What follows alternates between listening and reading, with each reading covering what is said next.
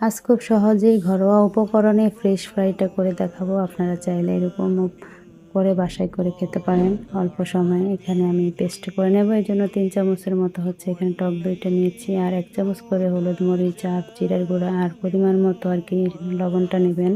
এখানে আদা পেস্ট আর হচ্ছে রসুন পেস্ট আমি 1 চামচের মতো দিয়ে, আর এখানে ছোট এক ফালি লেবুর রসটাও চিপে দিচ্ছি, আর এখানে আমি 1 চামচের মতো হচ্ছে টমেটো সসও মিক্স করে দিয়ে আমি এখানে তেলাপিয়া মাছটা দিয়ে আমি করব।